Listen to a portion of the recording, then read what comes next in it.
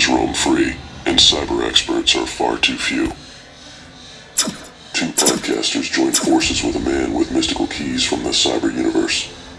Children, put on your learning caps, and please put your hands together for the Cyber Distortion podcast team, Kevin and Jason, and their very special guest, Wayne Selk.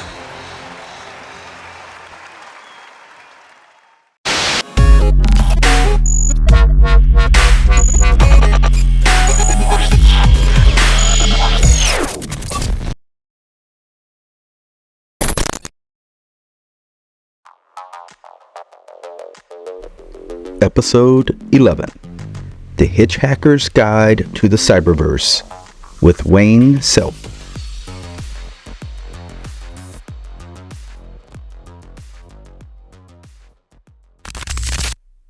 Hello, everyone, and welcome to the Cyber Distortion podcast. Again, we are here to have a little fun tonight, talk some cybersecurity. This is Season 3, Episode 11. We are getting very close to winding down this season. Only a few episodes left, and we have a pretty good one here tonight, too. So tonight, we have a special guest, and he's going to give you some sound advice on how to keep your business safe, how to keep yourself safe, during Cybersecurity Awareness Month. This is an important month for us in our industry. Cybersecurity Awareness Month kind of lines up with Halloween, guys. I don't know why that is. Maybe all the spooky ghouls out on the internet. Not quite sure. Cybersecurity. There's a lot of scary. Yeah, it's scary. It's scary. There's a lot of malicious misfits out there trying to steal our data. So, I'll just hand it over to you, Jason. Let you welcome our guest, and then let's get rolling, man. We got a lot to cover tonight. Yeah, absolutely. Welcome, Wayne. It's a mouthful. It must be that October Cybersecurity Month thing happening, right? Yeah. Oh, welcome to the podcast. It's going to be an exciting show having you on, because we get to talk from a different lens about cybersecurity, and at a very good time, right? When we're talking about Cybersecurity Month, in a way that we can give back some really tangible artifacts of knowledge to our audience as they're thinking about how they close out this year, prepare their budgets for next year. What are some things maybe you haven't thought about that you should be thinking about to keep yourself safe? And, where are things trending and how is it looking? But let me introduce Wayne. So Wayne Selk is the Vice President of Cybersecurity Programs and Executive Director for the CompTIA Information Sharing and Analysis Organization. He is co-author and contributor and past facilitator for the ConnectWise MSP and framework, plus playbooks and certified fundamentals and advanced courses. Wayne uses his more than 25 years of experience and learning and planning and management and delivering information security deployments to help CompTIA members secure their and their customers' sensitive business critical data. So here's some more interesting things. Wayne has held his CISSP, and he holds the Certified Data Protection Solutions Engineer certifications. And impressive. That gets to be adding a lot of really cool stuff to your name. So with that, we want to welcome you, Wayne, to the show and tell the audience a little bit more about yourself. Thanks, guys. It's always fun to do these podcasts, especially when we get to have a lot of fun, right? I was just telling the audience here at the conference I was speaking at earlier today that cybersecurity doesn't have to be daunting, arduous, difficult, right? It can be a lot of fun too. And it all depends upon your frame of reference. And Jason, I think you kind of alluded to that during the opening. Look, I tell everybody when I get up on stage, I'm a recovering cybersecurity practitioner. When I came over to CompTIA, I hung up my hat, my proverbial practitioner hat, and really want to focus on giving back my experience, my knowledge to help everybody out there become more cyber aware, more cyber ready, and more cyber resilient. And, we started down that path at ConnectWise, creating the MSP Plus cybersecurity framework, the playbooks to go along with that. And look, I'll just be honest. I had a lot of feedback from a lot of the solution provider community while I was there at ConnectWise. We were acquired. We were the first company Arnie acquired around cybersecurity, by the way, in November of 2018. My point is, MSPs told me very candidly, look, this is great. It's awesome, but you have this 800-pound gorilla behind you, right? And, this isn't a disparaging comment. It really is just the perception that the community had of ConnectWise at the time. What does ConnectWise know about cyber? Again, we were the first foray for them into cybersecurity, and that was November of 2018. So when we came on the scene, Sienna Group joined ConnectWise. Everybody was like, well, what do you guys know about cyber? Well, collectively, we had over 100, and I'm going to date a lot of the folks that I work with. We had almost 200 years of combined experience. Wow. So we were doing all kinds of cyber stuff, right? Whether it was hardening systems, assessing organizations for 853, for those that know the mother of all playbooks. But, for very large entities. And the interesting part about cyber, and I'm sure we're going to get into some of that too, right? Cyber isn't unique, and it doesn't pick on size, whether it's number of employees, revenue, it just doesn't matter, right? No. Right. And everybody has something that they should and must be doing in order to better protect their organizations. And so having a lot of that experience, being able to bring it down to a level to where a lot of the smaller, medium-sized businesses can actually implement, and it doesn't have to be scary, right? To implement some of these things. Does it take time? Yes. There is no easy button when it comes to cyber. The toughest part for a lot of folks is realizing, hey, you need to have policy. I know that sounds weird, especially for solo shops, right? One person shops. But truth be told, if you ask them the question, are you planning on growing? Well, yes. Well, what happens when we get busy in our lives, working nonstop? We don't take the time to work on our business. We're always working in our business. And so when you're adding people, it's almost too late at that point. You almost go back, and I've had folks tell me this too. I wish I would have listened and created those policies when it was just me, so I could just say, here, read this, and I could continue, right? Yeah. And so anyway, it's really a lot of fun. I am winding down my career. My wife and I are looking forward to retiring in a few years. Much to the chagrin of the folks I work with at CompTIA, because they're like, you can't retire. Trust me, doing it for well over 25 years as a practitioner and putting heart and soul into helping clients, it really does take a toll. Especially when they have a terrible, horrible, bad day. You still internalize it. Right. I really wish things could have been different. And then you have to help them follow up and figure things out on how they can. There's a lot of emotional baggage that can be pulled along in dealing with, things that happen in the cybersecurity world on a day in and day out basis. Yeah. Right. The good days are when things go so well that you forget that you actually need to have your guard up.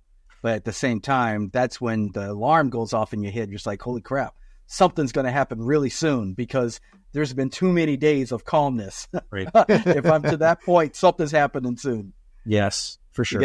You get those signs. The last cyber incident hasn't happened in 123 days. Yeah.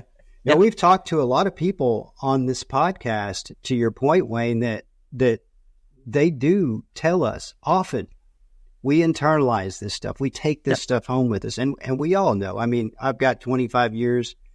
Jason's got over 25 years now.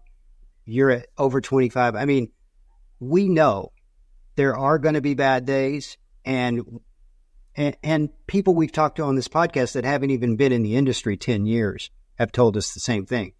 I take this home with me, and it's personal to me. So totally agree with that. I think that's a great point, is that 25 years in this industry is probably, and I'm not trying to, glamorize or not even glamorize, just make it worse than it really is, because I love working in this industry, don't get me wrong, but it is a hard industry to be in. It is. It really is. It is. And for your audience members, one of the key things we recognized when I came over was ensuring that businesses have an employee assistance program internally, right? Because life is stressful for IT in the IT space. You get yelled at all the time from clients, family, because they just don't understand the dedication and the commitment we put in to making sure that things go the right way sometimes. So, that does take a toll on our mental health and mental awareness.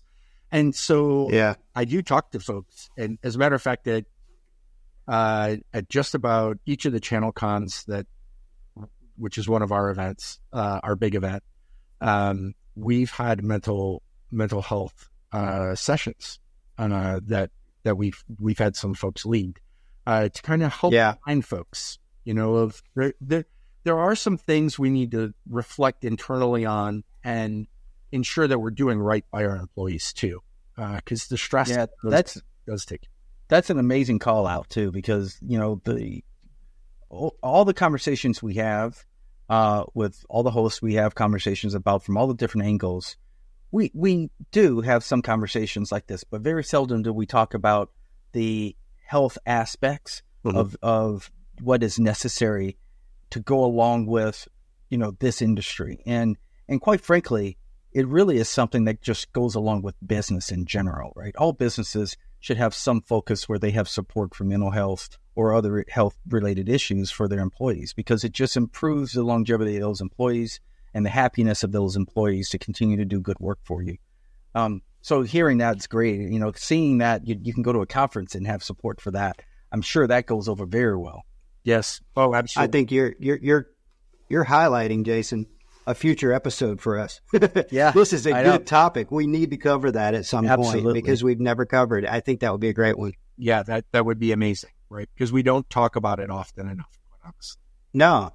No, and it's very, very important, especially in an industry that's kind of stressful like this one. And you have long days, and you sit behind a computer screen and a keyboard for such long hours. It's important to get up and move around every now and then, just to maintain both your sanity, your mental health, but your physical health too. Right. Yeah. But all right, I'm going to do my best to get us back on track here, because that's a huge topic, and we could. It's a great topic, and I love it. I think we do need to have a full episode on it at some point. But Wayne, the first topic that I had here that I really wanted to get into was on CompTIA's cybersecurity trust mark framework. And I had the opportunity to read a Q&A that you answered for another company that was interviewing you, and you were talking about the trust mark. And I saw that it was built around CIS's top 18 cyber controls, and as well as some other globally recognized frameworks. And it's basically, the purpose of it seems, is for forming an industry best practice guideline. Correct. And I'll let you talk to that, but basically, it also appeared that maybe it was designed with MSPs in mind. But I was kind of curious, is this something that like a normal small, medium-sized business could also benefit from? Can you talk to that a little bit? Yeah. So I'll just start at the beginning, because I think it's probably important for context. When I came on board in March of 22, CompTIA already had an organizational badge for organizations. It was called the Security Trustmark Plus. It was they launched it in 2008. It was well ahead of its time. The goal was 1819 of the NIST cybersecurity framework controls to actually help MSPs start thinking about cybersecurity and what good looked like at the time, right? 2008 was a while ago. 16 Yeah, oh yeah. Crap. They revamped it in 2014, changed it up. There was an assessment that was done that organizations paid for. It was a one-time assessment, though.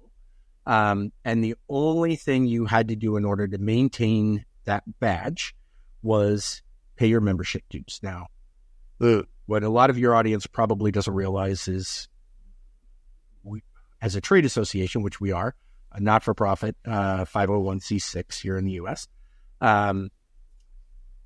our dues, the way we have them structured, are for company entity, not individuals. So I know everybody knows about our individual certifications, but what they don't really know about is the trade association side, which is what we were first and foremost. We've been around since 1982. We're older than Cisco.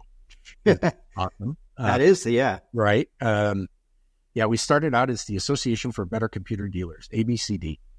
Anyway, Yeah. that could be a whole other show. But going back through the history, my point is the last time it was touched was 2014. They were in the process of the members, because we're member-led, the members were in the process of revamping the Trustmark Plus when I came on board. And I said, hold on. Again, all of the stuff that we were trying to accomplish with the MSP Plus cybersecurity framework, playbooks, and so why don't we create a program? Why don't we create a pathway for the industry globally to be able to create a foundational security program? Now, we have a lot of cool things here at CompTIA. First and foremost, and probably one of the biggest benefits that we offer to our members is our community, right? Globally, we have north of 2,100 members around the world, all of various shapes and sizes of solution provider. There's vendors, we have vendor members, we have distributor members, we have other business associate members as well. So we have this very interesting ecosystem in our trade association side. What if we use a lot of that experience? So if you guys have never been to a ChannelCon, I'll invite you to next year's ChannelCon. It'll be in Nashville, and I'll give you the dates later. But because I think it's important that if you haven't been, you come and experience what one of our conferences are like, because it's not like anything else you've ever experienced before. Right? Interesting. Okay. Our members, most of the sessions that are done are all led by our members. It's all around thought leadership. I may do a fireside chat, which I did with Director Gamble from Region 4, CISA's Region 4, because we were in Atlanta. That's where the Region 4 is based. So having conversations like that with someone at CISA at that level was just amazing. I think the audience. Yeah. But I'm going to digress. But the goal of the Trustmark, when the members were putting stuff together, and I actually had to tap down their enthusiasm. And by that, I mean, they wanted to go all the way to the end state for the industry. And I said, well, wait a minute. What you're going to do then is you're going to leave folks behind. We can't do that. That's not the purpose here. The purpose is to help the industry gain the knowledge and understanding and awareness around what cybersecurity really means and help them move down their path and have their journey, right? There's a couple of different things that we're actually taking care of in this journey. And I know this is going to sound weird, but maybe not after I'm done explaining it. I think we could agree, and your viewership could probably agree, most solution providers today are focused on technology. That's the wrong starting point for cybersecurity. There's 3 pillars that are recognized: people, process, and technology. Now, what most folks fail to understand is that they go in that order too. Right? And so when you think about it, the goal of the trust mark is to actually help shift their perspective. So I need to shift their perspective away from tech and focus on business risk. Yeah. Because when they shift that perspective and they realize the risks that are holding them back in their business, they start looking at the world through a wickedly different lens. What starts happening? I focus on my people.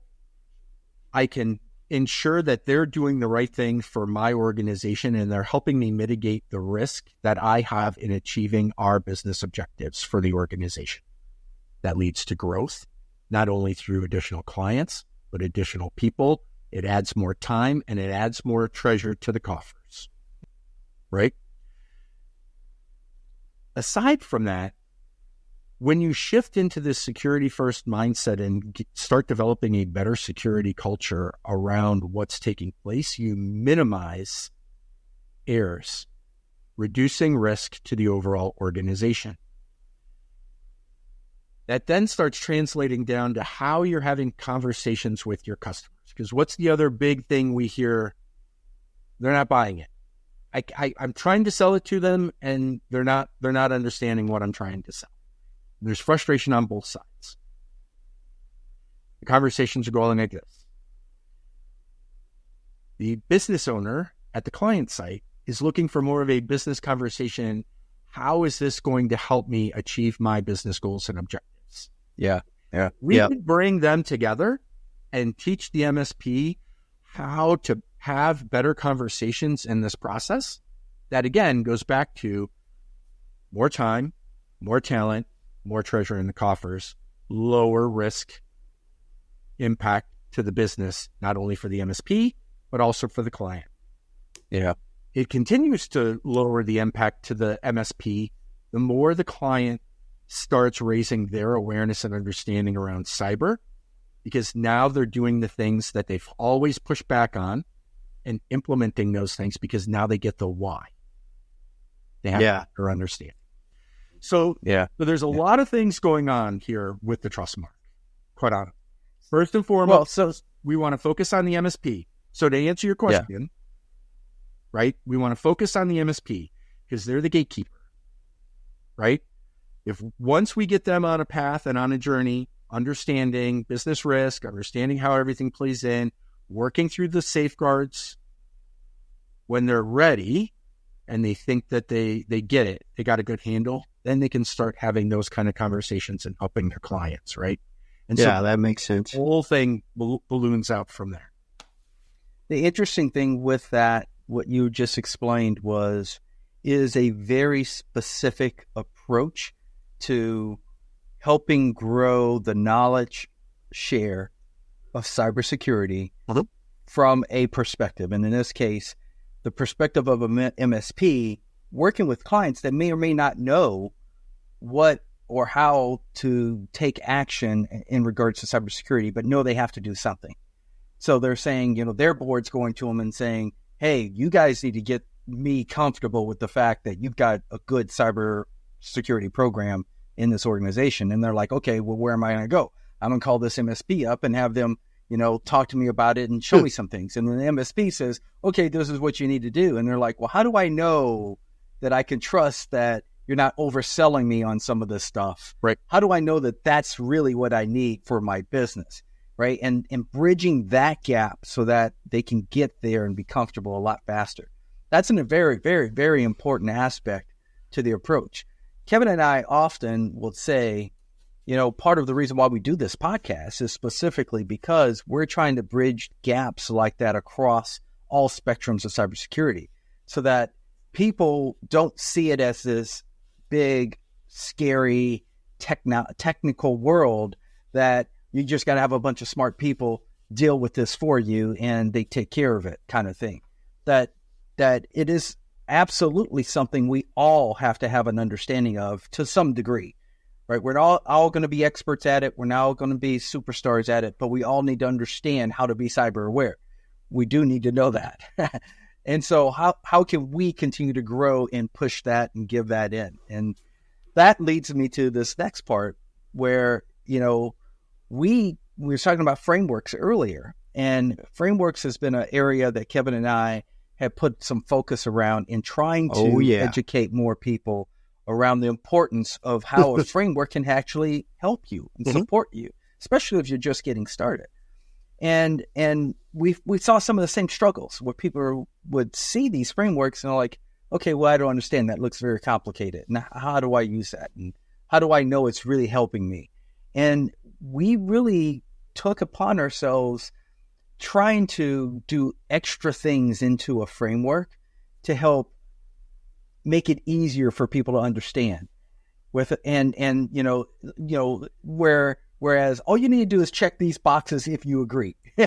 If you agree you're doing this and you check these boxes, the framework's going to ask you more questions associated with that. And maybe you check a few more boxes, and then it's going to ask you this, and it's going to lead you down a path. And when it's done, you're going to get an overview of what your risk tolerance currently is, or where you have gaps in your cybersecurity program, or where you're not quite making an A and you're making a C, and you need to put more efforts in, right?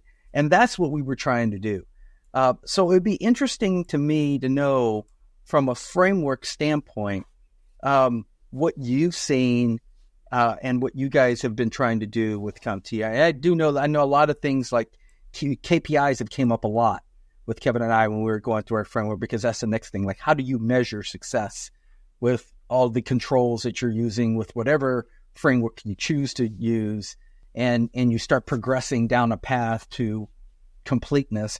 How do you measure that effectively? So very, very good. And I'm glad to hear that you guys have done some stuff around frameworks as a whole.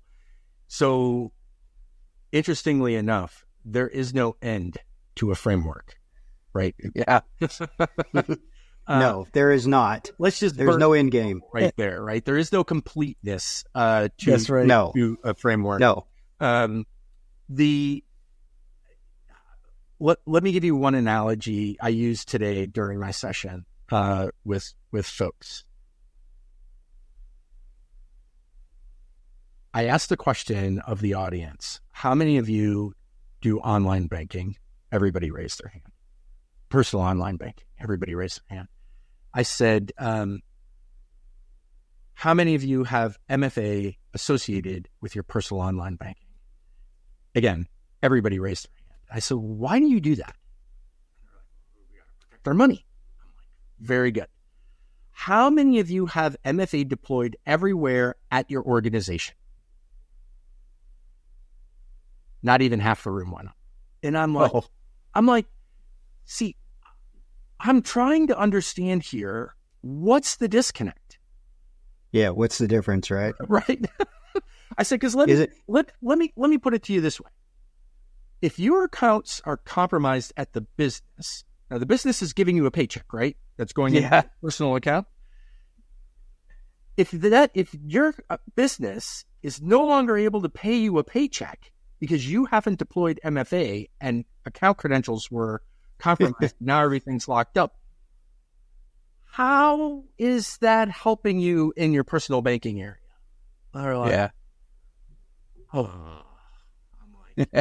It's just simple like that, right? Yeah. I'm sorry, I had to go down that path with you guys for just a second. But frameworks are very interesting, right? They're guidelines. That's it. Unless you have a compliance or regulatory element associated with your business, in which case then they're hard, fast guidelines, right? Because now you're going to be assessed against it, which means there's a minimum standard that you have to meet. But here, I'm just gonna burst another bubble. Everything I say comes from a place of love, All right. So I have to preface that because I didn't get to put up my caution slide about how passionate I can get around some of this stuff. Guidelines. They're there to help you mature your organization. Help you. That's why CIS, when they put together their critical security controls and they have implementation group 1, implementation group 2, and implementation group 3, and it depends upon the size of the organization where you need to be. And they have guidance around that. MSPs, by the way, are implementation group 2, for those of you that have not read the stuff out of CIS. You can't just do the minimum. And that's where my point is going. You can get that foundational security program in place. Now, it just so happens, guys, this was my talk today. Mastering modern frameworks was my talk today. Yeah. Nice. Hopefully you recorded it. I want to hear that. I'll have to ask if they recorded it. Because there were people online that were actually watching it, asking questions. Anyway, if you're only going to do the minimum, you have risk still left in your business, right? And like I've pointed out in my session today, how many of you are in a regulated industry? I had a couple of folks raise their hand. I asked a gentleman up front, what industry are you in? Banking. What framework have you deployed? NIST cybersecurity framework. I said, you've probably come to the realization after hearing the first half of what I just talked about, you probably do not have all of the controls necessary in order to protect your business. Yep, that's true. I already figured that out. I'm like, all right, great. So if we only do the minimum necessary and we don't look at the business from our objectives aligned to our business risk, or our risk aligned to our objectives, I don't care how you want to view this, then to our people, right? We're missing out.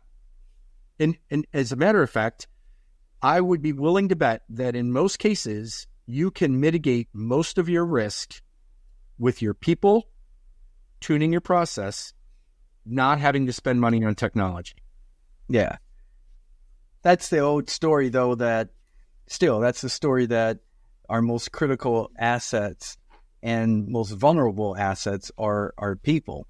And if you can continue to train and level up your people and improve your processes, then theoretically you can drastically continue to reduce your risk. Now, will there always be residual risks? Yes, there will always will be. Right. And as long as you know that and understand that, then you can fill those gaps. That's where I think frameworks are really important. To your point, is that it can help you get a vision of what you have and what you don't have. Right. I mean, to the same point you brought up earlier, that was interesting when you said that about the guy was in banking and he's using NIST, because that's the first thing that popped in my head. Like, oh my gosh, if he's adhering to his NIST, he's going to be missing some things. I mean, it's a much, you can't, and that's a good point too, that you just can't pick a framework and stick to a framework and say, this is solving my problems for me.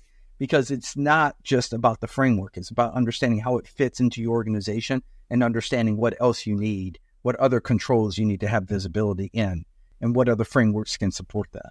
That's right. Well, I like that you're flipping things too, and you're putting the focus on the people and not the technology first.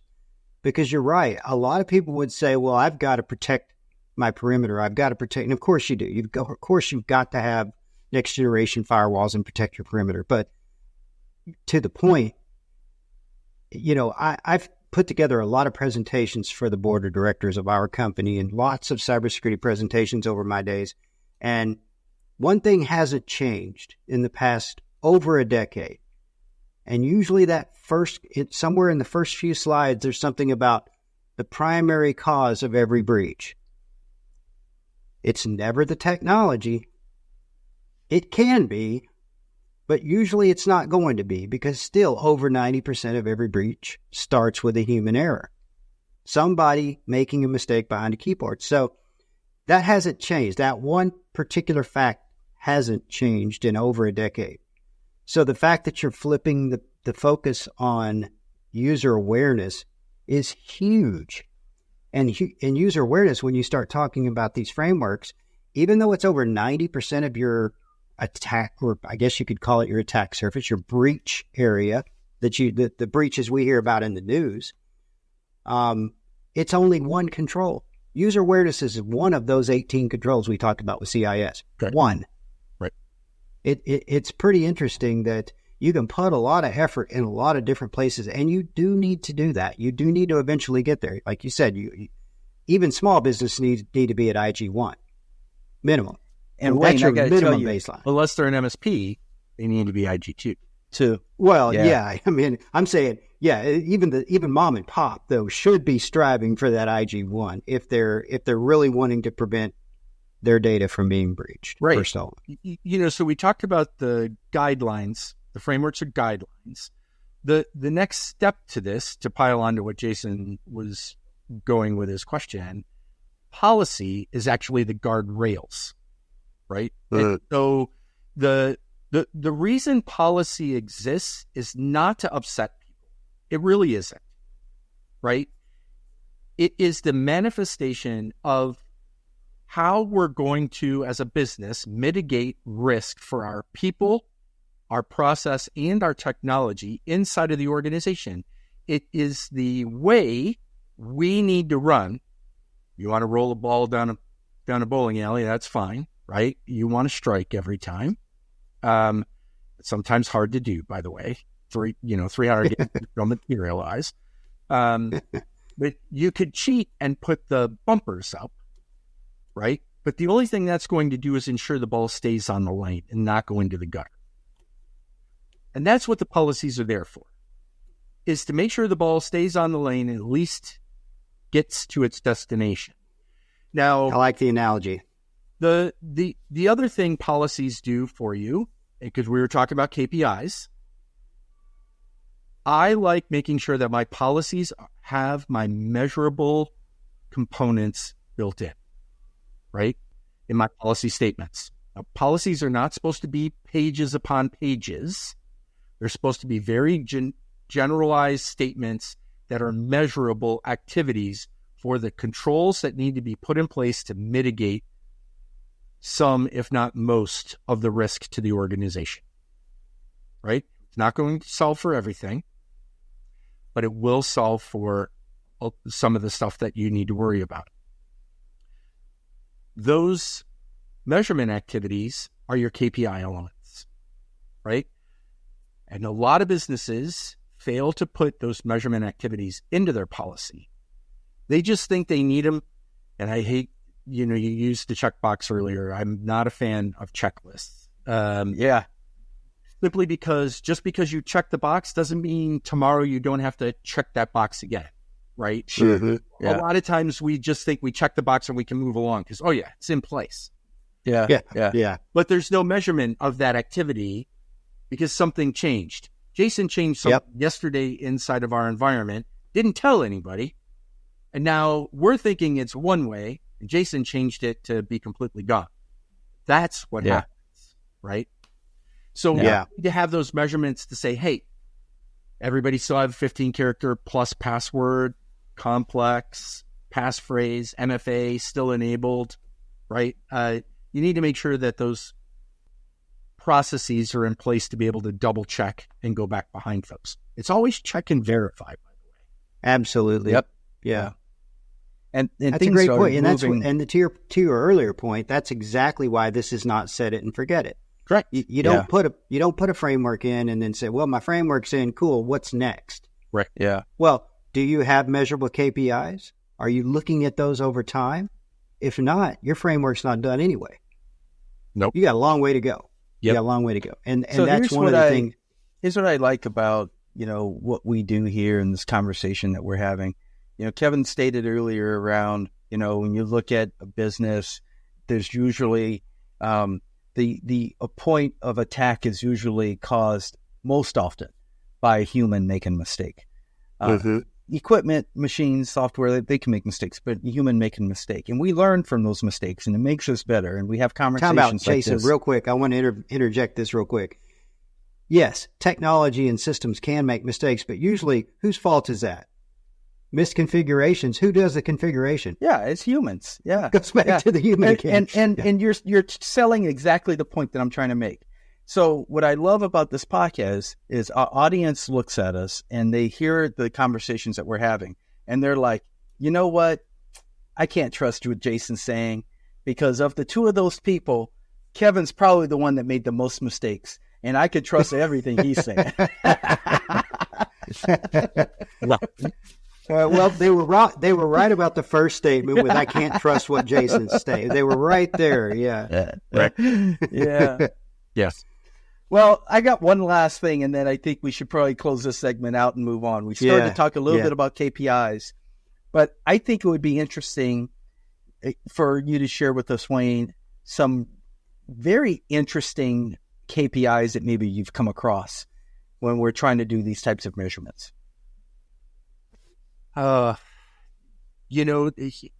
all right, I'm going to preface this with the fact that every business is different. Everybody's risk tolerance is different. Everybody's approach to risk is different, right?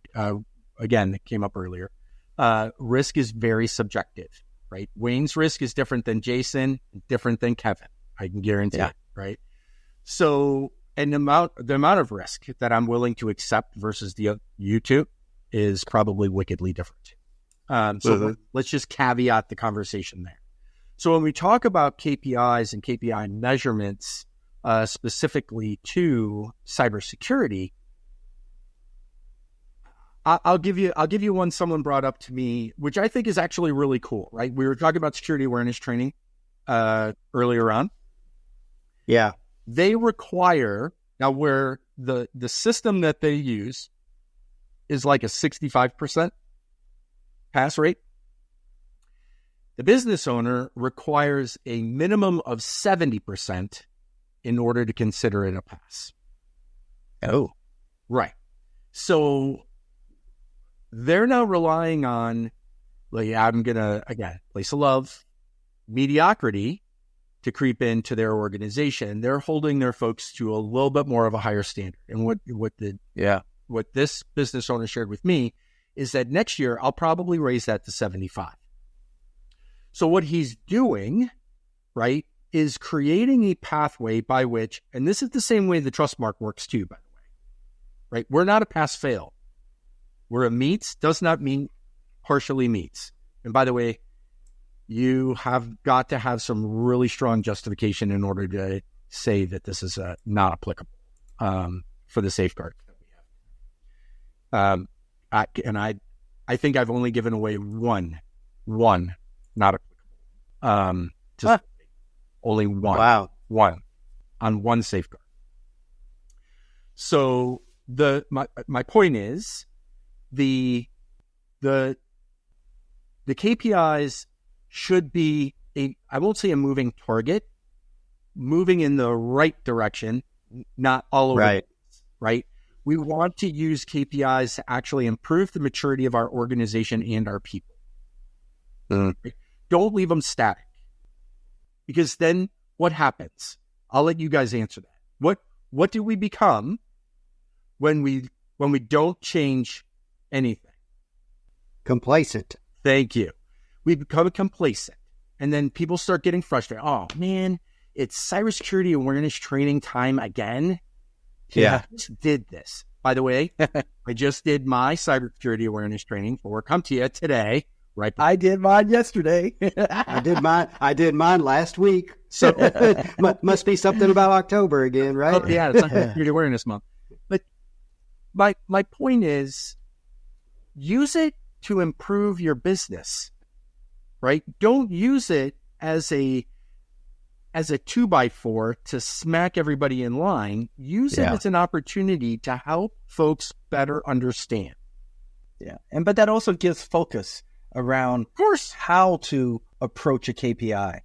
When you're approaching a KPI, think about, is this going to help me measure something in my business that's going to help us get better? Right. And, or will it help improve performance or protective measures for my people?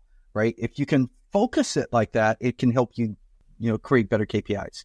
And it will help you focus and create a better culture around cybersecurity in your organization, which is vitally important. Yeah. Right?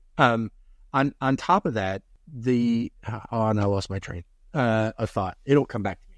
It happens. Well, right. you said something there, Wayne. And before we jump into the break, I wanted to kind of just reinforce that is, the person you were working with that said that they had set their pass rate to 65%.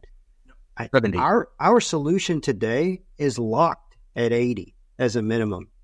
Sure. And that's, to your point, we don't want the employees to start getting lazy or complacent or just scraping by and do barely enough to pass the exams at the end of the modules. We want them to understand it. I mean, yeah. Look, the opposite is true too. If everybody's getting 100% every single time, you have to stop and ask yourself, is that a good thing? Right. Right? Is it becoming to a point where it's just repetition? Are we really introducing some things, some new concepts, some training that is really making them think beyond just the repetition kind of behavior? Right. Right. So don't get focused on 100% being a good thing either. Right. I mean, you should really look at the overall program and say, is this still meeting my needs? Good point. Absolutely. Yep. All right, guys, I think we covered a tremendous amount. We're going to go to break, and we're going to come back and shift focus a little bit in the second segment. Sounds good. Companies that put effort into a solid cybersecurity awareness training program reap benefits very quickly. In fact, companies that implement regular cybersecurity awareness training report up to a 70% reduction in phishing-related incidents. Nearly 95% of cybersecurity breaches are caused by human error, which means employees without training are far more likely to fall victim to phishing, social engineering, and other tactics. A good cybersecurity training program not only reduces your risk of a breach, it reduces your monetary risk. The average cost of a cyber incident can decrease by up to 50% for companies with a strong cybersecurity awareness program. Non-compliance with regulations like GDPR or HIPAA can lead to hefty penalties, up to 4% of global annual revenue for GDPR violations alone. Hopefully, these points emphasize the importance of a good and steadily improving cybersecurity awareness program. When it comes to protecting your organization through employee training, start now. Do zero-day exploits and supply chain attacks keep you up at night? Worry no more. You can harden your security with ThreatLocker. Imagine taking a proactive, denied-by-default approach to cybersecurity, blocking every action, process, and user unless specifically authorized by your team. ThreatLocker helps you do this and provides a full audit of every action, allowed or blocked, for risk management and compliance. Onboarding and operation is fully supported by their US-based support team. Stop the exploitation of trusted applications within your organization to keep you running efficiently and secure, protected from ransomware. Worldwide, companies like JetBlue trust ThreatLocker to secure their data and keep their business operations flying high. To learn more about how ThreatLocker can mitigate unknown threats and ensure compliance for your organization, visit threatlocker.com. All right, welcome back from the break. We're going to get into some good stuff here. Recently the world went through a pretty crazy situation with the CrowdStrike global outage. I mean, we got talking about technology could be faulty, procedures can be faulty, and we all know people can be faulty. But obviously, CrowdStrike found this all out the hard way. But if people that don't use CrowdStrike, if their eyes aren't open to this as well, if you're not looking at this situation and thinking to yourself, wow, what can I take away from this that can make me better procedurally or technically or whatever, then you're missing a golden opportunity to grow even in your own patching processes or your patching procedures or incident response. In the way you handle updates in general. Yeah, Correct. incident Correct. response. Yeah. Yeah, incident response. Yeah, everything. So CrowdStrike, I like how you phrase that too, Kevin, quite honestly.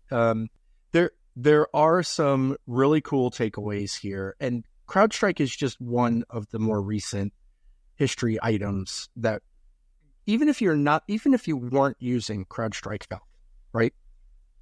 If most of the world today has some type of EDR in place, I'm just going to use EDR, right?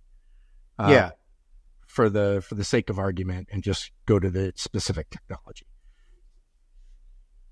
I actually brought this up during one of my risk management workshops to some folks too, because I bring up the CrowdStrike Falcon not because it turned into a whole pile of hot mess.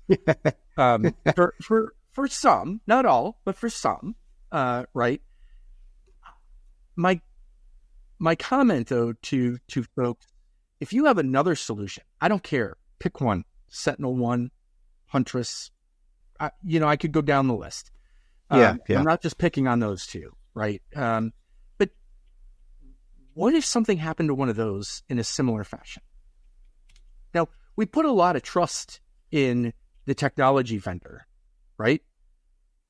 But why? We were talking during the break. This happened to Microsoft too, back in the early 2000s, right? They had a bad update. Yep. That pushed, caused all kinds of hell. Mm-hmm. You would think that we would have procedures in place to be able to recover quickly from an incident, because let's just remind the audience, an incident doesn't have to be ransomware. No, it does not. Right? And it doesn't have to be a compromise. It could just be something going sideways with a piece of technology. You lose a firewall, for God's sakes. Now what are you going to do? And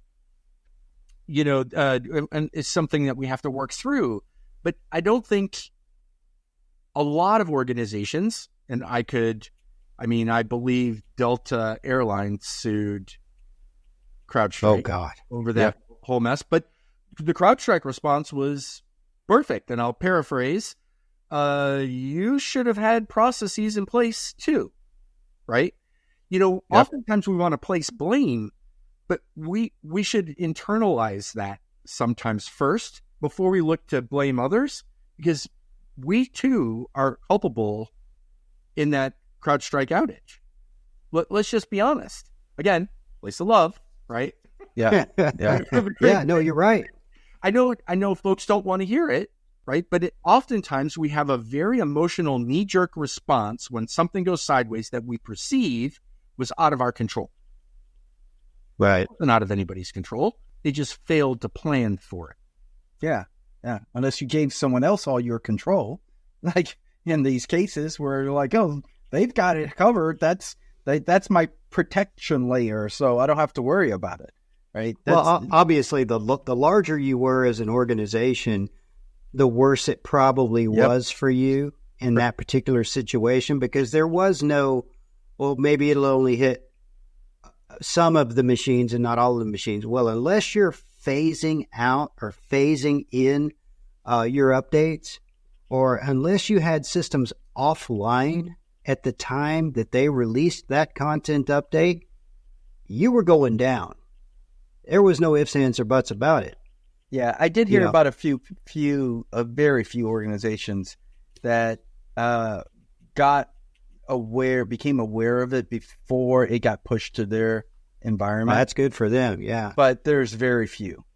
And I agree. And I think, honestly, guys, I think there's more to the whole CrowdStrike story, which we'll probably never know. Because the interesting, when I woke up the next morning, because this actually started in the middle of the night, my time, the mainstream media was actually reporting it as a Microsoft outage. Oh, yeah. I remember that, too. Remember that? Uh-huh. Well, lo and behold, Microsoft did have an outage, right? And so, we could play armchair quarterback, right? And and surmise maybe, did Microsoft really have an outage, or were they the first ones to get the updates from CrowdStrike? Yeah. Well, What came first, the chicken or the egg? And I have no inside, this is just pure speculation on my part, right? But I mean, it's just what I don't know if you guys are fans of NCIS, the original NCIS. Oh yeah. The original for sure. Gibbs was it NCIS Cyber that was so lame? Oh no, CSI Cyber. Sorry, that was a different one. But NCIS, right? One of Gibbs' rules, there's no such thing as a coincidence. Yeah. Right. Yeah. So, I mean, I sometimes stop and put on my very pessimistic hat and go, I wonder, because CrowdStrike was already working on a fix, right? Yeah. Because they knew something had already gone sideways. It was wickedly too fast for them to recognize. Well, and somebody had to be first. Oh, and nobody had to. And as soon as that first got hit, CrowdStrike knew about it, and they're like, oh, crap, we need to get busy fixing this. Yeah. Well, here's the funny thing, though, guys. I don't know if there's any truth to it, because like you said, Wayne, we may never know the true story behind everything. But I was checking Twitter for what was going on, because you could see it was a global some sort of event going on. I didn't know if it was another WannaCry or what. But I'm looking at Twitter, and somebody else had posted the fix to get around the blue screen of death and how to bypass that to get into the systems. And by the way, if anybody was unfortunate enough to have also rolled out BitLocker, you were doubly screwed. Oh boy! Because then you have to be able to get around your BitLocker, right? And you better hope like heck you've got those BitLocker keys accessible somewhere. Well, again, you weren't going to get them off your Active Directory domain controllers because they were down in blue screen. Well, and that I guess goes right back to my point, right? We have to plan for something to go sideways like that. Look, this isn't anything new. That technology we've had technology shim into the kernel before. Yeah. Norton, McAfee, Trend Micro. Yep. All those legacy antiviruses always shimmed into the kernel. And when something went sideways, it was always the fault of the technology that was. I had one guy. It was New Zealand. I was actually at a Microsoft office in New Zealand doing a member meetup for CompTIA last month, and a gentleman said to me, "Wayne, I've got a question for you. Is Microsoft just have all these security holes?" Or is it because applications are allowed to punch holes inside of the Microsoft operating system and kernel set that it's causing issues and making the operating system more insecure? What do you think? Yeah. And I'm like, that's actually a really interesting question, right? Because there's two sides to that story. I mean, how do you answer that? Yeah.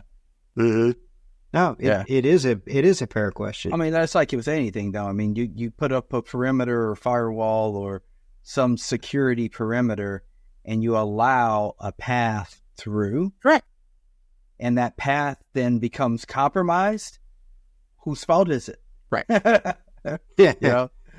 So it's so true. I think that's an ongoing issue we're going to continue to have in cybersecurity, no matter what. They're just ongoing things. They're not going. Yeah. Yep. Yeah. So let's kind of take a spin into a new edge case, like something that no one's ever heard about. This world of AI. Oh my gosh. Well, what does that stand for? Yeah, I got to tell you. So I'm a CISSP. I've been in IT for over 30 years. And I've got to see a lot of things over the course of the years that I've been in this world. And so what is now my role is primarily working with AI. I am leading AI initiatives for a very large publicly traded company, and I live and breathe this stuff nonstop, right?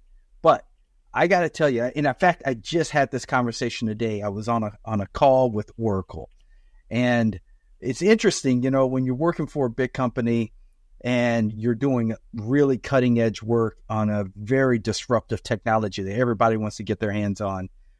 everybody wants to have a meeting with you. So I had another meeting with Amazon today. I met with Microsoft today, and I met with Oracle. All three of these guys today. And so I'm meeting with Oracle, where I'm talking to them, and they asked me something about our architecture. And I said, look, here's the thing that we've done. And I feel like we've done it very well, but we've been fortunate. And the reason why is because we built our entire architecture with a security-minded focus from the beginning. We said, this is going to be so disruptive to how we do business. It is categorically going to be a vector of attack. So how can we approach creating an infrastructure where we can use it safely, but also make sure that we're protected for as well as we know, right? Because we're going to learn things as we continue to use this. There'll be new vectors that will pop up, but how do we make sure we're as secure as possible from what we know before we start to do more with it? And that's the first step we took. But what's interesting in that is that it felt to me like most people I talk to are not giving that enough consideration. It goes back to the point you just made earlier, where they're willing to give that control up over to a third party and say, oh, I'm expecting them to take care of that. If they tell me it's fine, then I can start using it. And they don't take it into their own control and think about, okay, well, if I'm using this third party, what else do I need to do in order to make sure that I'm safe, my people are safe, my business is safe, that our operations will be able to continue? And they're being blindsided by the fascination of the cool technology and not focusing enough on what they need to do to make sure they're safe. So I'm wondering, what's your take on this, and where are we going with AI and security? So interestingly enough, I just opened today. There are a lot of things going on today, by the way. It's been a busy week. Every Wednesday, starting last week, the 9th, in October, we're doing a webinar series with CISA, by the way, the IT Sector Coordinating Council, small SMB working group, which I'm co-chair on. Today's topic for the webinar was AI, and understanding really what AI is, the resources CISA has available to folks around AI, including mitigating risk with AI inside of your environment. Nice. And then we had a professor on from Carnegie Mellon University, who is working on a secure AI LLM. Better secure, right? Because most chats today, AI chatbots, you can actually jailbreak them, right? Yeah. And so from an overall cybersecurity perspective, especially when we're talking about the small, medium businesses and even MSP space today, I don't think they're going to get too deep into AI focus inside of their organizations. That being said, we could talk about the whole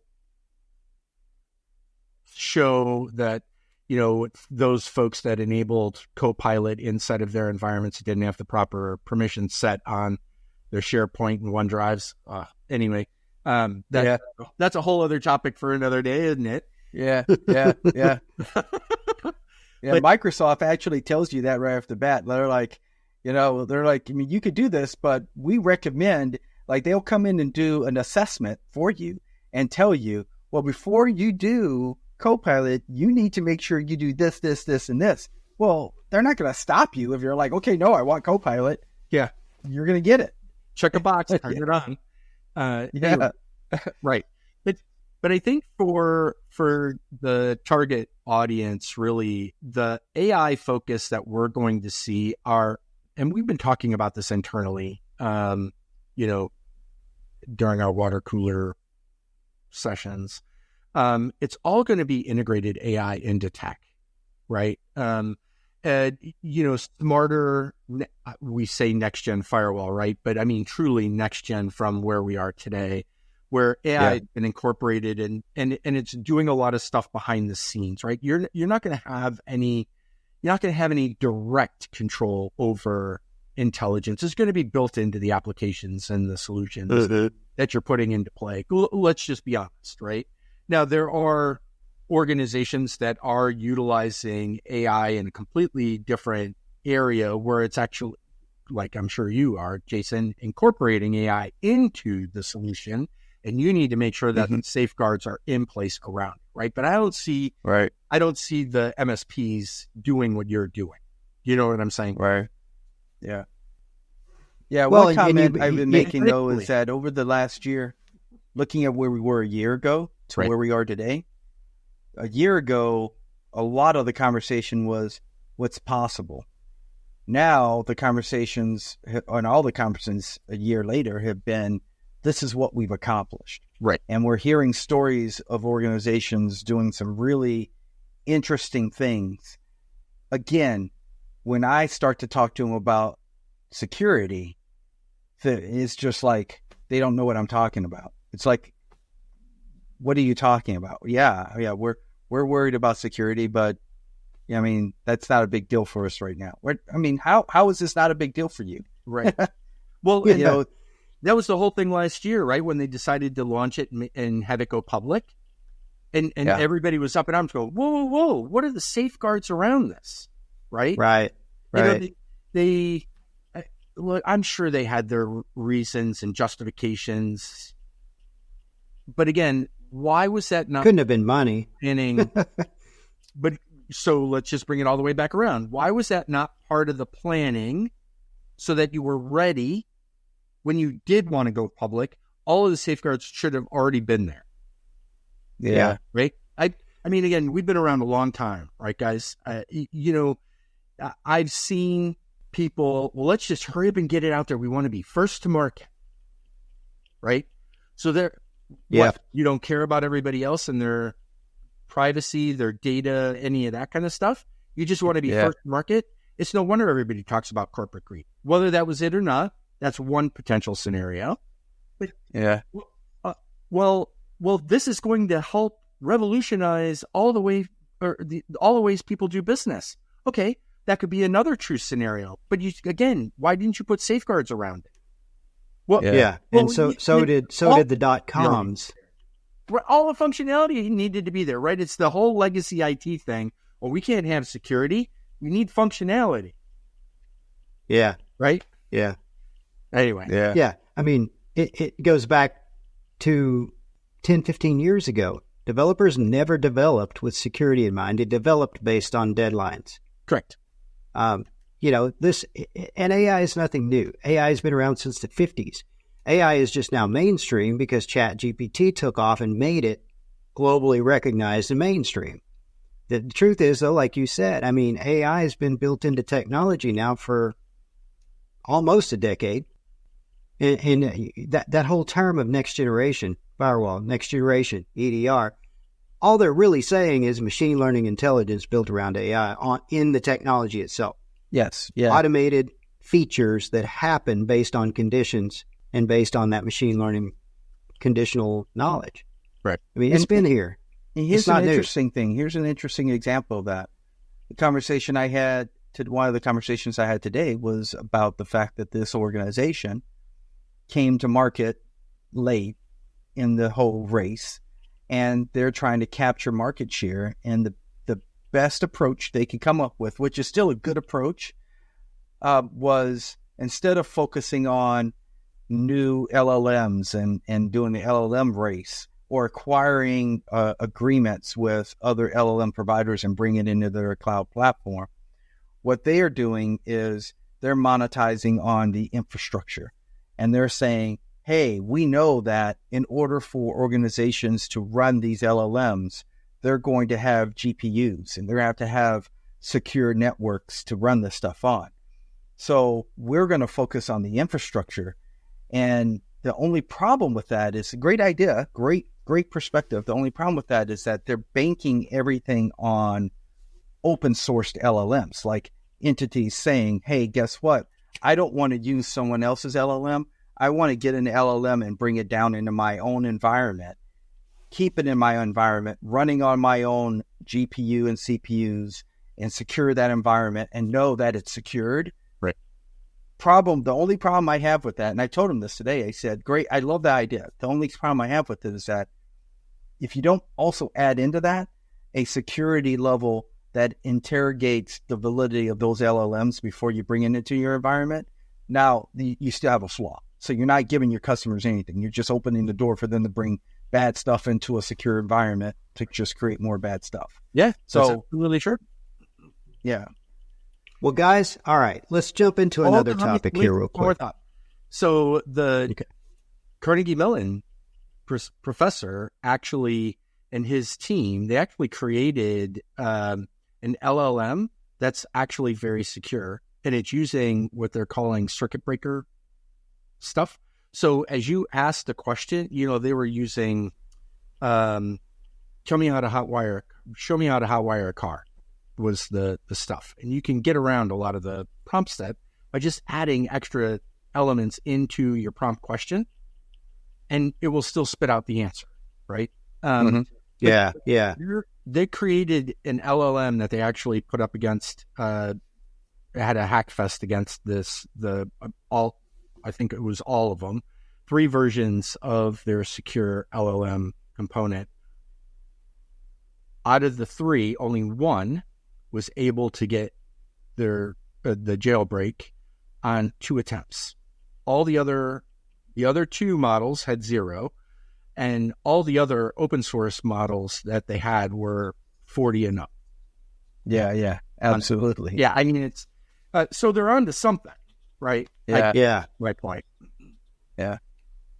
Well, yeah, and it's interesting too. If you're decent at prompt engineering, you can usually find the answer you're looking for just by rephrasing the question, even if the AI is trying to, or the LLM's trying to respond back with, "Well, I can't tell you that because that's illegal." Well, what if I took this approach and I would just say, hypothetically, I was trying to protect myself, so I just wanted to, reverse engineer the code myself so that I could write my own defense mechanism.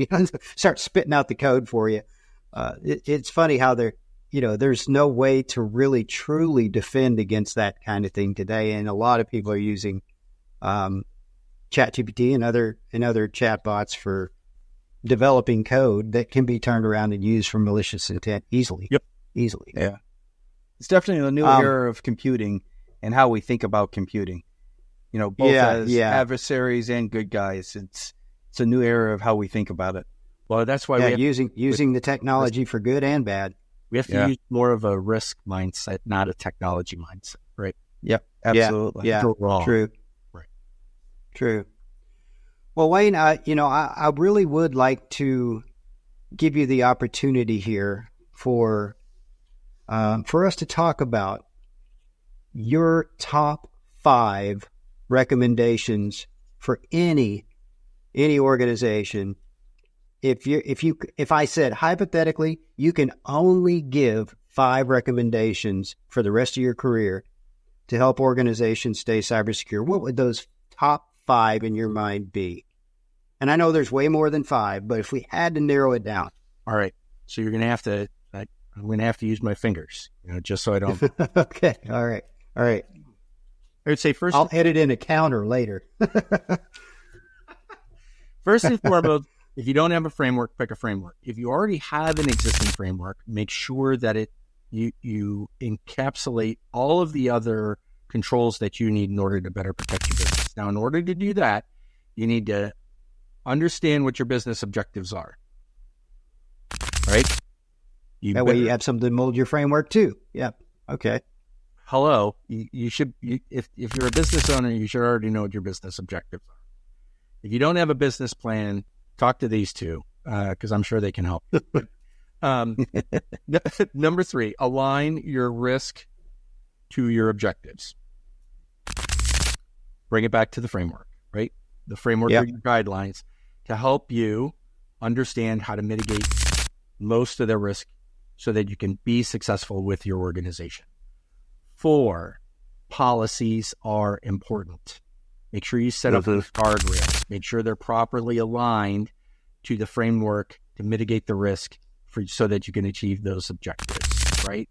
And then last, for goodness sakes, continue to help your employees raise their awareness and understanding around cyber.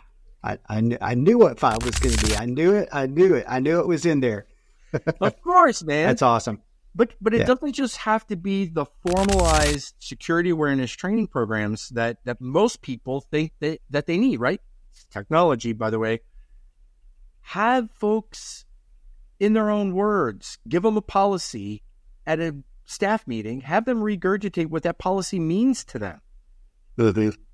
What are they doing to ensure that they're adhering to that policy and what they do on a daily basis? And I like that. by the way, it's not just about the technicians. It's not just about IT. You have C-suite, business owner, finance, HR, sales, marketing. I could go on. Yep.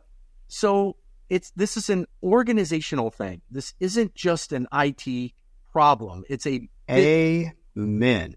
I like to capture that too, Amen. because like that what I typically do to kind of do exactly what you was just saying, to get to what does this mean to you and your role, I'd like to capture that through tabletops, because there's no better way to apply policy to a situation in a safe space than with a tabletop.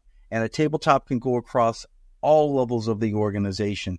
And you can do different types of tabletops that bring people in, regardless if you're in finance or HR or tech or customer success or service or whatever it is.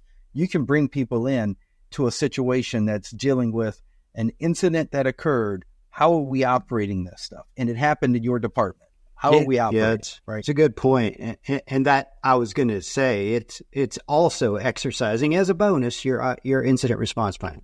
Yeah. In addition to your policy. Yeah, that's great.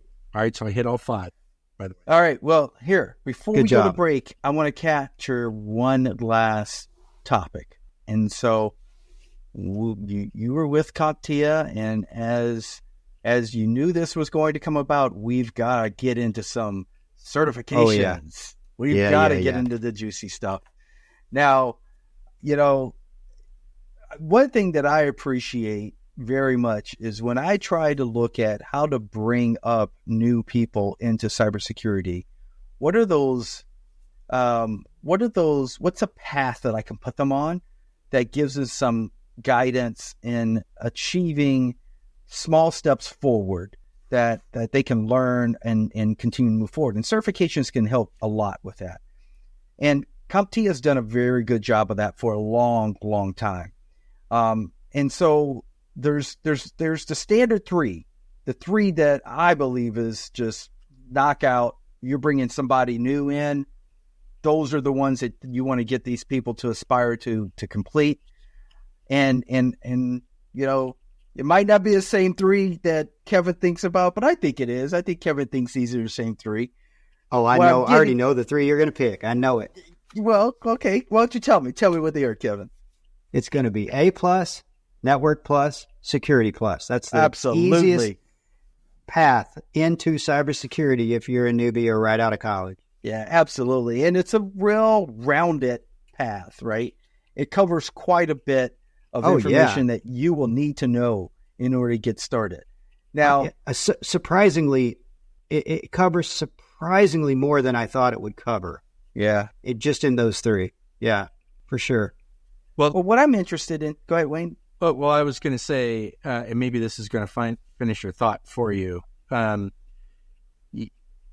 I get asked all the time, kids, I say kids, even some adults that are retraining, re-education thing into cybersecurity, changing careers, right? They're going through degree programs in cyber.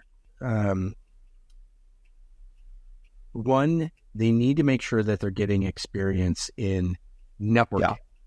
Have to have networking experience. Absolutely. I hear it all the time too, and I'm sure you guys see the posts on LinkedIn. Oh my God, an entry-level cybersecurity job needs 3 to 5 years experience. And as a polite reminder, again, place of love, Cybersecurity is not something you start fresh and do, right? Yeah. This is something you grow into after having some type of a career in IT, because you need the fundamentals, right? You need networking. You do not have networking, you need networking. First and foremost, in order to survive in the cybersecurity space career. Yeah. Second, operating systems. Notice that was plural. That wasn't singular, right? Right. Because in a lot of cases, it's not just Windows you have to focus on. Linux, Right. you need to focus on too, or some type of Unix, right?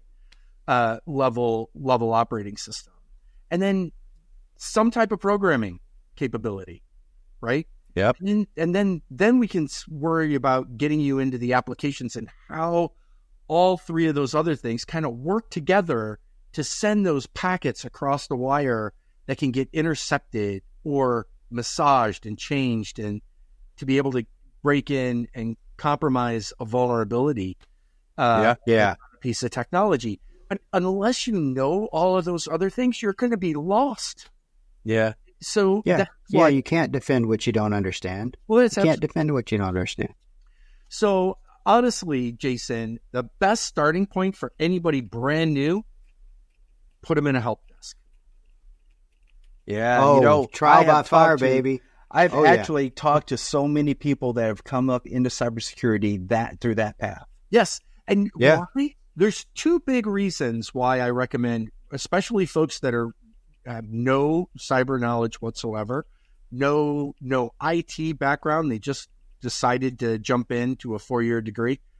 And I'll talk to you about the failure for higher ed in just a second. But help desk allows them to understand problems that are coming in from the field, right? From individuals, and helps them kind of work out that critical thinking about what's going on and how they can solve for some of those things. That's one.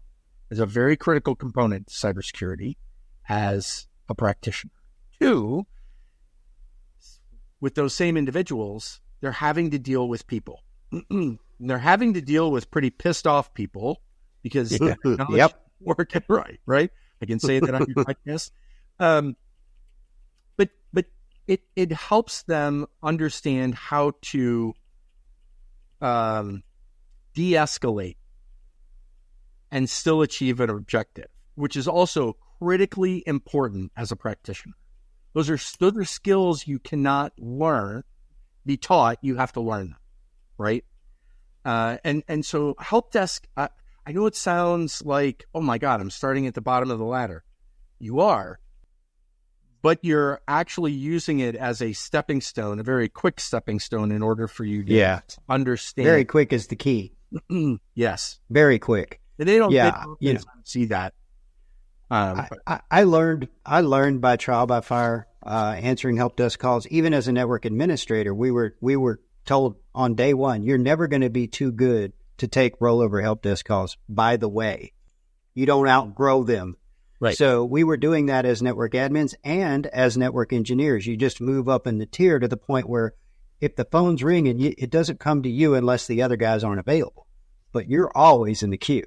Yeah. And the thing that you always learn from that, like you said, is what can seem like an innocent call that should take no more than 2 or 3 minutes to fix can sometimes turn into an all-day endeavor. Yep. Yeah. And that's the one thing about the help desk that fascinated me every day that I did it, is I never knew what I was going to deal with. I knew that I was going to deal with some things that I had dealt with before, and I was going to have the answer right out of the box. But there was always going to be some curveball thrown at me just about every day, guaranteed. And I was going to learn from that curveball. I loved it. And the funny part about it, funny, right? Is that is the life of a cybersecurity practitioner right there in one nutshell. Yep.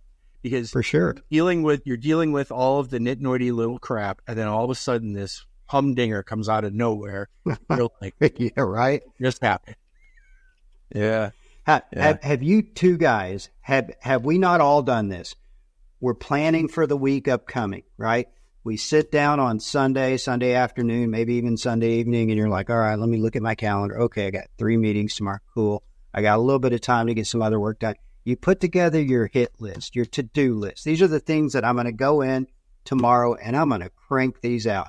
You get in there, shit hits the fan on minute 1 from the time you walk in the door. You never even pick your list up out of your bag to look at it because you're putting out fires all day. How many times has that happened to all of us? Happens every week. It's crazy, man. Every week at CompTIA, for God's sakes. I tried to get out from underneath because I've got so much stuff I need to get accomplished. And I'm able to hit my list, but inevitably something out of left field will creep in, and that just ruins the rest of the day. I hate those. Welcome to the world of not just cybersecurity. Welcome to the world of IT. Yeah. Exactly. All right, guys. Well, another great segment. We covered a lot on that one. Let's take a quick break, and then we're going to come up and wrap this up with our last segment. Perfect. Sounds good. Nothing beats learning, like trial by fire. If you're new to the game, a great place to start is in a SOC or an organization as a help desk support member. You never know what each day will bring, and you're guaranteed to learn something new or see some type of new challenge just about every day on the job. As a help desk support member, you will need to have some level of entry-level experience. You can obtain what you need to know through basic training for some really good entry-level certifications. We highly recommend some of CompTIA's certifications. In fact, the holy grail trifecta of entry-level certs is A+, Network Plus, and Security Plus. Check them out at the CompTIA website today. What, Jason? What? Welcome back. Welcome back to the. We were over here telling war stories. That's why we're laughing. And I've had a gnat flying around me all night as we've been recording. I've been trying to kill the thing without knocking my camera off my monitor. So far, I'm not successful, guys. By the way, that stupid thing's still flying around here, driving me nuts. Yeah, but that's not what we're doing right now. Now we're getting into some fun, Wade. We do this in most of our episodes. We end on a light note. We try to do something kind of funny. We'll either do a game or what we're going to do here, which is hypothetical questions. Okay. So the way this is going to work, I'm going to give you a question, and you just give us the best answer that comes to mind right off the top of your head, and feel free to explain it. That's what makes it kind of funny. Why did you choose what you chose? And we'll just kind of see where this goes. These are ridiculous. You just need to know up front, the questions are ridiculous, but they're kind of fun. And I didn't pick them. Jason did not pick them. So I'll start, and then Jason will go. We'll just alternate through. I think we've got about 7 each. Okay. Sound good? I'm ready. Are you? We're going to see. All right. So question number 1. If you had to be a reality TV show contestant, which show would you choose and why? Oh, that's actually a really interesting question. I mean, I like Family Feud. I like Jeopardy. I like Wheel of Fortune. All for different reasons, by the way. Yeah. Anyway, let's say I go with Wheel of Fortune, right? So why? Because when I go to Vegas, that is my favorite slot machine to play. Oh, I've seen that one. Okay. Yeah. Yep. All right. If you had to communicate only through dance for an entire day, how would you survive? Oh my God. So did my wife give you guys that question? So we've been taking ballroom dance lessons for almost 3 years now. Oh, wow. Right. Okay. All right. Yes. So how would I survive? Very reluctantly. I'm not bad. I'm not great. Which is why we're still doing lessons after almost 3 years. It's so funny because we're supposed to go every week. That doesn't work in my schedule, by the way. Yeah, I hear that. Right. Because I do travel. And so we kind of have to work around my travel schedule sometimes. And so by the time we're ready for our next lesson, a couple of weeks have gone by, and I'm like, I can't remember anything right now. So our dance instructor, she's so cute. She goes, all right, let's start with what you remember. And she'll walk me back through some of the stuff again. Anyway, yes, very reluctantly with dance. Reluctantly, ballroom dancing. Reluctant. Good one. Salsa, swing, East Coast and West Coast swing, by the way. Did you know there were two? No, I didn't. Yeah. Okay, well, there you go.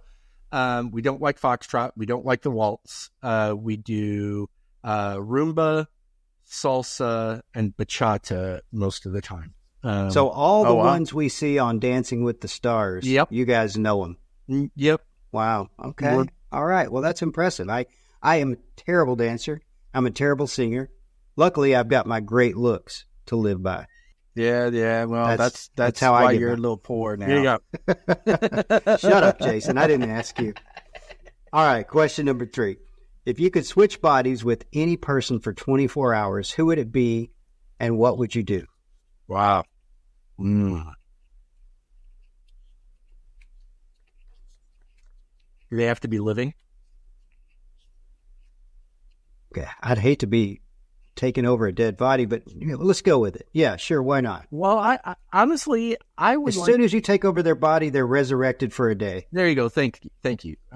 But switching bodies with Albert Einstein, I think would be very interesting. Yeah, that's a good one.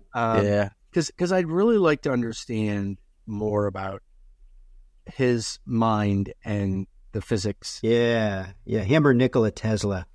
I would just I would just like both of them. I'd like to be able to just be in their presence, the mind of a genius, and understand their thinking processes. Yeah, right? And just witness that. That's what I would really enjoy doing, because that would be like cool. Next level things, man. Right. All right. If you can make any conspiracy theory true, which one would you pick? Oh, Kevin looks good. That would be one. That is a conspiracy. That's for damn sure. We did that one. God dang, man. There's some really interesting. The one I could use the whole Wuhan lab and COVID. Yeah. I mean, that's that. I think. Again, there's more to that story, right? Yeah. Is that really where COVID started? Who knows? Yeah. Who knows? Exactly. Yeah. Exactly. Yeah. Okay. If you could trade places with a famous historical figure during a pivotal moment in history, what moment would you pick? I would probably pick Harry Truman. Or was it Eisenhower? Who dropped the bomb on Hiroshima and Nagasaki? Oh gosh. Well, don't get me to lying. What would you change? Would you do anything different? It was Truman. Would you have dropped more bombs, or would you have not stopped it? That's a really good question, right? I mean, because I'd have to put myself back in the time, back at that time, to figure out why in the hell did we do it to begin with, right? I think that's probably. I'm not saying I would want to be the one that actually dropped the bomb. I'd want to be in the situation room when all of the advisors are briefing on this is our best and only course of action. And try to understand why did that have to happen? Right. Yeah. Right. Yeah. That's a good one, actually. I don't know if I'd want to go back and be put in that situation, but that's right. That's exactly. a very pivotal moment. Right. Yeah. Yeah. All right. Well, if you were a secret agent, what would be your quirky or unusual disguise? Who's to say I'm not? And what would be my quirky or unusual disguise? I'm already wearing my mask. Thank you very much. I don't know. My wife does not like seeing me with a beard. I'd probably end up growing out my beard. Big long Amish beard. Big long Amish. Yeah. ZZ Top. You got to get Yeah. all ZZ Top up on her Oh, buttocks. Yeah. It's funny. My brother-in-law, he was a fire medic. He retired a couple of months ago from the fire department, and he let his beard is so scraggly gray, and he's younger than me, by the way. It just hangs down to halfway down his chest. It is so disgusting. And I told him so. I was joking with him. You tell him to braid it. He needs to braid it or something. Yeah. Oh my gray. It's salt and pepper. He's bald. You know, he's 6'4", 240 pounds. Anyway, so we always joke he's Mr. Clean when he doesn't have his beard. Anyway, I'm digressing. Brotherly love. Love, that's it. Okay. If you could live inside any book universe, which one would you pick and why? Oh, it's going to be Harry Potter. I kind of felt like you were going to be a Harry Potter answer there. Yeah, well, back in the day when I got out of the military, when I left the Air Force, I went to go work for a company called International Network Services, and the ironic part about it is we had more CCIEs than Cisco. Wow. And they paid well too back then. Especially back then. But one of the things we were known for we were wizards, right? So I have Dumbledore's wand on my desk. I've got a wizard with a computer statue. Anyway, so were you also CCIE as well? No, I didn't go after my CCIE. I did. Oh man, that sounds like a nightmare, doesn't it? Oh, back then it was, because it was a physical test. You actually got dropped into it. Oh yeah, it was. Yeah. Wow. Well, but the impressive thing about it is, if you passed it, and Cisco told you this when you got there, if you pass this exam and you can't get a six-figure job, and keep in mind this is back in the 90s, if you can't get a six-figure job with the CCIE, we'll hire you ourselves. Right. And pay you. Yeah. That's incredible. Yep. Of course, you had to be willing to shell out $6,000 out of your pocket to take a chance on failing that exam. Exactly. Yeah. And anybody's not familiar with the CCIE. Yeah. So just for the listeners, if you're not familiar with this test, you would go in. It was a hardware test, and it was a physical test. You had to go in and you had to set up and configure your network using the Cisco equipment. They would send you off to lunch. They would scramble your shit. to the point where it was a pile of coat hangers when you came back. And your job for the last half of the test was to figure out what they did and get it all working again. And It was timed and it was stressful. Yep. And if you didn't get it done, you failed the exam. Correct. So just imagine the stress of that. And knowing you shelled out $6,000 to do it. Yes. No, thank you. And for a stress test. Yeah. Dude, Yes. I couldn't handle it. All right. If you had to wear one outfit for the rest of your life, what would it be?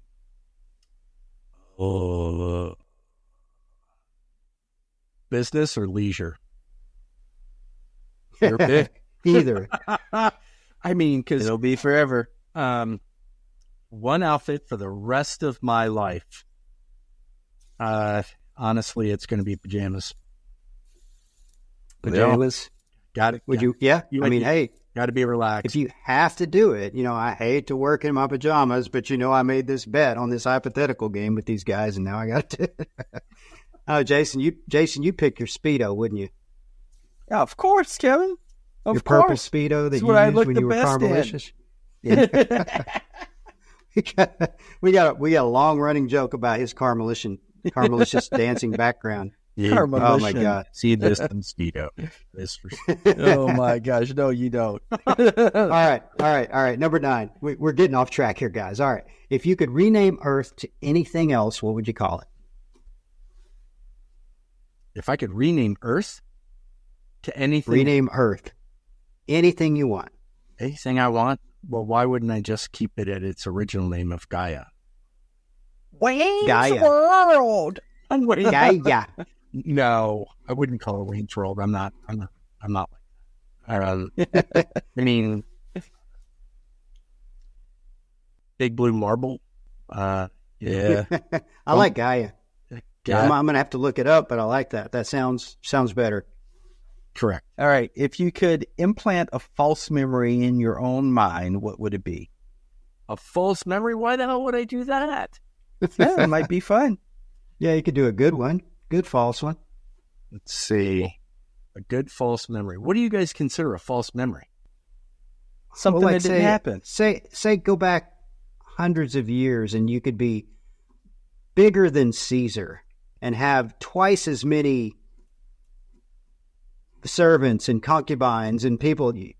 That could be your fake memory. You were the man back in the day. Oh, okay. But didn't you kind of ask me this question already? I don't know. Maybe. Well, we said you could go back and change a pivotal moment. Change a pivotal moment. If you could take over somebody's body for a day. Yeah. I mean, what would be the difference be in? Now you just need a false memory. Now you just be like, hey, I was Al Capone and On I could do in Chicago. Yes. There you go. There you go. All right. There you I'll go. do that one. All right. By the way, Al Capone, Valentine's Day, Chicago. I knew his Nice. I knew his great niece. I went to school with. Oh, yeah. Very nice. All right, here's one for you. If all animals could suddenly talk, which species do you think would be the rudest? Horse. Why did that suddenly?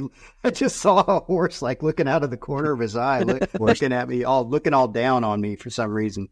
Yeah, well, you all remember Mr. Ed, right? Or you? Oh yeah. Okay. Yeah. Yeah. Oh yeah. Shit. Yeah. Yeah, I remember Mr. Ed very well. Yeah. Yeah. I mean, that was All right, a great show. dude. I go back to the Little Rascals. Of course, I remember Mr. Ed. There you go. All right. If the internet suddenly disappeared for what you're being told is going to be at least a year, Amen. what would you do for the first few weeks of your newfound freedom? Go fishing. All right. Yeah, get into nature, That's baby. good. Get into nature. Yeah. I don't care what you're doing. Just get me outside. Just get me somewhere. outside. Yeah. That's it, right? I tell you, so I went hunting yesterday, and it's bow season in Iowa, and I was out hunting, and I forget about. For me, I enjoy just getting out there and sitting and doing absolutely nothing, and watching everything occur, and seeing what's happening and how everything's reacting and doing stuff. So I'll go out for a month, right, multiple times in that month. And I'm not shooting anything. I'm not doing anything. I'm just observing and enjoying Scouting. nature and what's around me and Right. how everything is unfolding. And it's a peace of mind for me to be separated from all the other things I have been doing. I completely. Heck yeah. Yeah. Heck yeah. If folks haven't done that, I would recommend that they do that. You know, just go to a park and just sit. Just Disconnect. people Yep. and their bikes, run around, play. Don't do anything. Stay off your phone. Leave your phone at home. Just sit there for an hour, and just hear the birds, hear the wind rustle through the trees.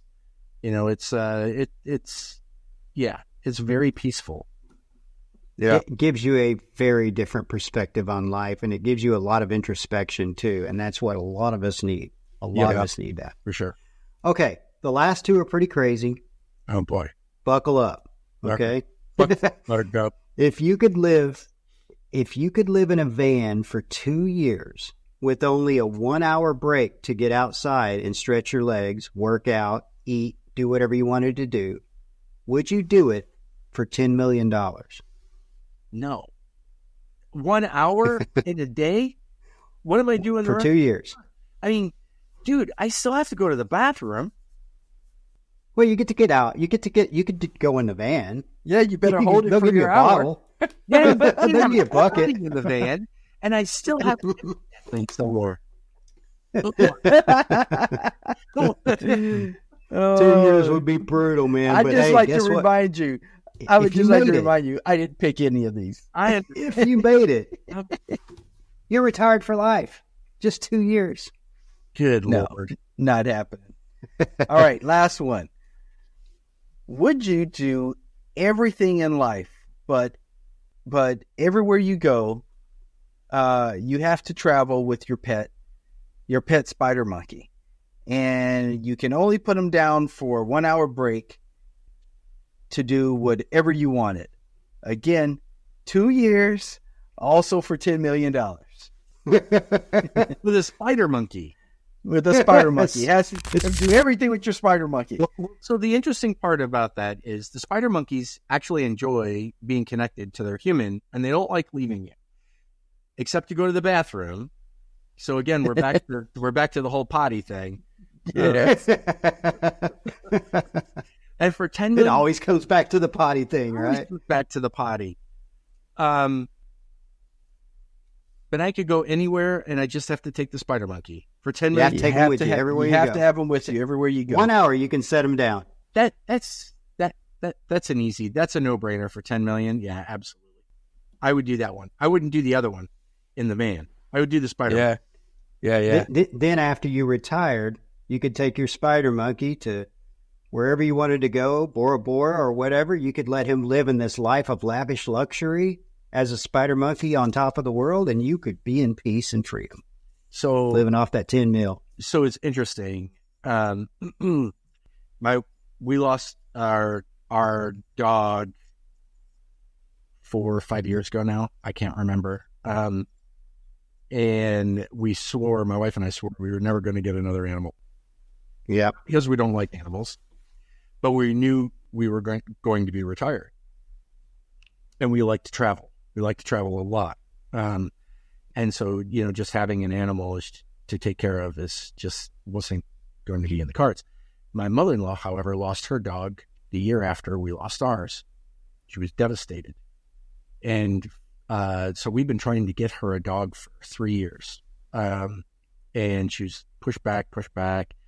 She really wanted one and then said no, blah, blah, blah, blah, blah. Well, this past March, we were going to surprise her with a new puppy on her birthday because she had brought it up again a couple of times. We bought a dog from a breeder, a very reputable breeder, I might add. Daisy is a Cavalier King Charles Spaniel. Oh my gosh. Yeah. I've got one of those. Beautiful dog. Oh, gorgeous temper. My mother-in-law's dog was literally this big. Our dog was a Weimaraner, so you can imagine. Wow. But Daisy's about 20 pounds. And the reason for that is my mother-in-law she's not very steady on her feet, and little dogs kind of get in the way, and we didn't want her to be a trip hazard. My mother-in-law's up there in age, in her mid 70s. Gave her the dog for a week. She couldn't take it. It was too much for her. So guess who has Now you have Daisy. Nice. Ripe and I have the dog. Yeah. Now we have to plan to take the dog on vacations and all that other fun stuff, even when we're traveling to Europe, so that we don't have to pay for a dog sitter every time we leave the country. Yep. Yeah. Boarding them is not cheap. No, and boarding them's not good either. Yeah. Rather take her with. We do have a dog sitter that stays at the house. Yeah. And Keeps her in her own environment. Look, I have a spider monkey, by the way. It's just a Cavalier King Charles Spaniel. There you go. All right. Daisy the spider monkey. Yep. Well, Wade, this has been awesome, man. We appreciate you coming on with us tonight, spreading some wisdom, helping us get the word out, and just giving your advice and your 2 cents on some of these things that a lot of folks in our shoes need to hear. They're either going through some challenges that we've all been through and either need that reinforcement or maybe just need to hear advice from somebody that's not someone they know. Sure. So thank you for coming on and doing that. We appreciate it. Hopefully you had fun. Oh, I know. Hey, honestly, thank you for sharing, right? All of your crazy hypotheticals. That was yeah. And having a conversation, because you're right. I mean, again, this is how we share knowledge and experience with others, is just having a conversation and then talking through some of this stuff. And, if it helps one person, we've succeeded.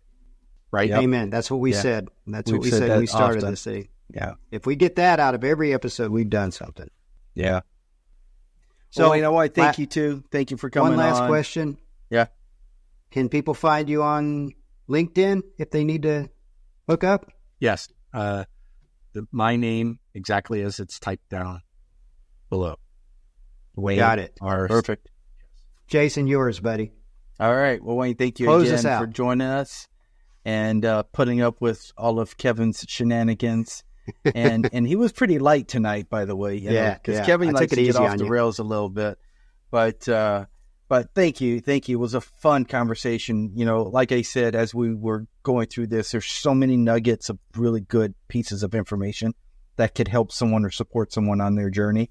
And so I'm super glad that we got you on to have that conversation. Like always, I love talking shop like this and sharing and learning what I don't know and what I need to know and what I could learn to do better. So this is how we do those things. So with that, we're going to sign off, and we'll see you all next time. Thanks. Cheers, everybody. Cheers. I'm Ashley. I'm an artificially generated avatar with the ability to manipulate your mind via the power of my intelligence botnets. Let me prove it to you. You're about to click on that subscribe button, and then you'll click on the notification bell so you don't miss when Kevin and Jason drop future episodes of the Cyber Distortion podcast. So, go ahead. That's right. Slide your mouse over slowly and gracefully. There you go. Now click. See, that wasn't so bad now, was it? I'd like to thank you for listening to today's amazing podcast episode on YouTube or your favorite audio streaming platform, and don't forget to tell your friends. Oh, and remain diligent, my cyber friends. The world is a very scary place.